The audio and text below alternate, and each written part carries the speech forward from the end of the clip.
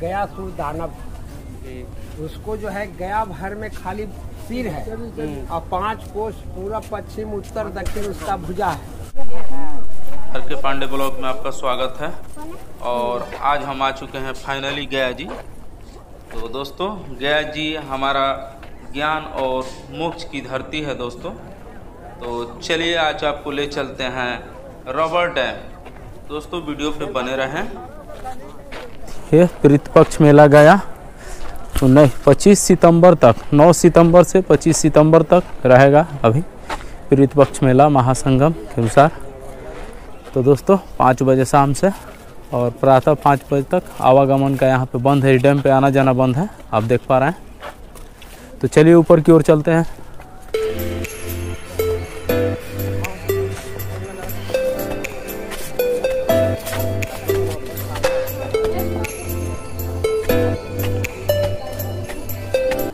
देख रहे हैं हमारे पुलिस प्रशासन भी सुविधा के लिए यहाँ पे है, आप देख पा रहे हैं। देख पा रहे हैं दोस्तों, ये जो डैम के ऊपर ब्रिज बना हुआ है, यहाँ पर घूमने का मजा ही कुछ है। देख पा रहे हैं दोस्तों कितने श्रद्धालु आए हुए हैं अपने पितरों की मोक्ष के लिए। दोस्तों बने रहे वीडियो पे। यहाँ पर एक पांडे बाबा मिले हैं, चलिए उनसे जानकारी लेते हैं। यहाँ पर पितृपक्ष और पिंडदान क्यों किया जाता है। गया जो है गयासुर दानव, उसको जो है गया भर में खाली सिर है और 5 कोस पूरा पश्चिम उत्तर दक्षिण उसका भुजा है, समझे। तो गयासुर दानव था लेकिन बहुत तपस्वी था, तपस्या करके सब देवता लोग को प्राप्त करने लगा, समझे।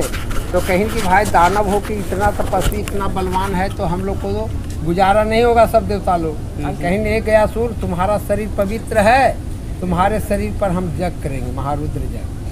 कहा यम गयासुर जो है पूर्व पक्ष में सो गया, महारुद्र यज्ञ जो है शुरू हो गया 11 दिन का। और जब शुरू हो गया यज्ञ पूर्णाहुति हो गया तो गयासुर उठ के बैठ रहा। सब देवता लोग सोचा कि यज्ञ करेंगे तो मर जाएगा, तो उठ के बैठ रहा, उसका रोमा तक नहीं गयासुर का तब के बल से। तो कहा कि भाई ऐसे नहीं मरेगा, तो विष्णु को बुलाया जाए। विष्णु छली हैं, छली से उसको मारेंगे, समझे। तो बहुत ज़्यादा मतलब ऐसे युद्ध कर चुके हैं। हाँ, तो यही गयासुर सोया हुआ था। विष्णु जो आए से एक कोलाहल पर्वत उस पर रख दिए कि चप के मर जाएगा। गया जो है पहाड़ पर बसा हुआ है। तो गयासुर इतना ताकतवर था कि इधर कल फेरे तो इधर पहाड़ डोलने लगता था, ढोलक गिर जाए और इधर फेरे तो इधर लुढ़क जाए। तो विष्णु ने विष्णुपद, यहाँ का प्रधान मंदिर विष्णुपद भगवान शिला को चरण से तापने लगे। तो गयासुर समझ गया महाराज हमको आप रसातल में भेजा रहे हैं, हमको वरदान दो। कहा मांगो, तो कहा ये स्थान हमारे नाम से प्रसिद्ध है, हमारा गयासुर नाम है, इसलिए इसको गया रखा जाए। इसको गया नाम रखा गया। और क्या वरदान कि जो भी मनुष्य पृथ्वी पर पैदा लेगा, जब तक गया में आकर पिंड दान नहीं करेगा तब तक उसका पितृ तरेंगे नहीं। और तीसरा कि जो जिस दिन गया में मुर्दा नहीं जलेगा और जिस दिन पिंडा नहीं पड़ेगा उस दिन हम दुनिया पर लेगा। इतना आशीर्वाद मांग के और भगवान जो हैं दहिना चरण से गयासुर को तो कहने का मतलब है कि गया में जो पिंड दान होता है तो बोल रहे हैं कि जिस दिन नहीं पड़ेगा तो सालों ये होता है क्या? जी हाँ, देखिए एक ऐसा समय बना हुआ है। सुनिए, ये जो है 3 महीना, 3 महीना पितृपक्ष माना गया है। ये जो है आश्विन महीना में बहुत ज़्यादा भीड़ रहता है, उसके बाद पूष और उसके बाद चैत, 3 महीना पितृपक्ष माना गया है। और जो यहाँ जो है 10-20 हज़ार डेली आते जाए। जिस दिन गया में पिंड नहीं पड़ेगा, जिस दिन मुर्दा नहीं, तो गयासुर लॉकडाउन लगा था तो 15 लोग पिंड पर था।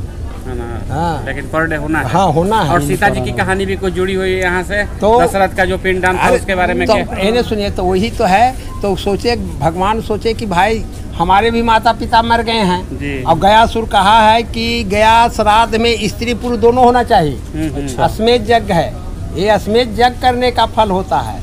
तो स्त्री पुरुष दोनों होना चाहिए। तो भगवान कहें कि हमारे माता पिता मर गए हैं, तो सीता जी को इन लोग पंडे ही ठहरे हैं, और भगवान कहें कि सीता जी को नदी में बैठा दिए हैं, और भगवान पिंडा को सामग्री लाने गए। इतने में दशरथ जी हाथ निकालीन कि बेटी हमको जल्दी से पिंड दो, काहे तो हमारा प्रेत जोनि से आत्मा जो है जल रहा है, समझे। तो कहीं पिताजी भगवान जो है पिंडा का सामग्री लाने गए हैं।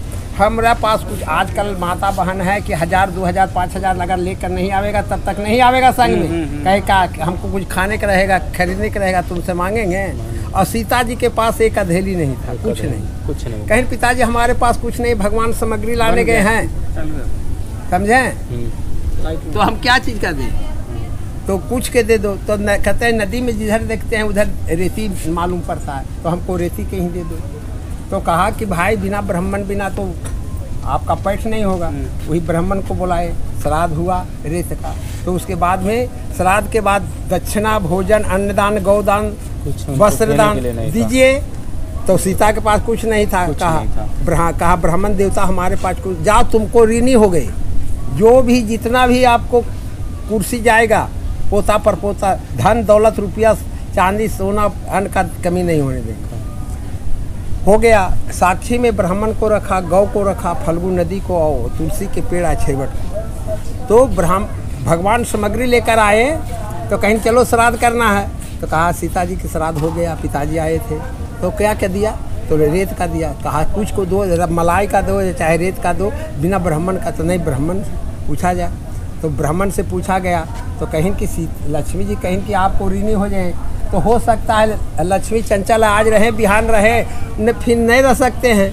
और भगवान जो श्राद्ध करेंगे तो हमारे सोना दान, चांदी दान, गौ दान, अन्न दान बहुत करेंगे, तो हम राजा महाराजा बने, इसलिए नहीं कहा आप ब्राह्मण देवता, आप ब्राह्मण देवता होकर झूठ बोल गए, जाओ कितना भी कमाएगा सदा हाथ देता रहे। उसके बाद फल्गु नदी से पूछा, तो फल्गु नदी ने कहा तो सीता जी रेत का दिए, भगवान पिसान का देंगे, तो हमारे जल में जितना जीव जंतु परवाह करेंगे तो खा के संतुष्ट होंगे। फल्गु नदी भी झूठ बोल गया। कहा जाओ तुम पितृ को तारने वाले गंगा हो, पवित्र नदी हो, तुम्हारा जल जो है गंगा में नहीं गिरेगा और सदैव तुमको सूखा रहेगा। ये तो बांध बांधा गया, कई साल आसिन में गड्ढे खन के तर्पण हुआ है, इंजन चला के तर्पण हुआ है, इसीलिए इन साल ही बांधा गया।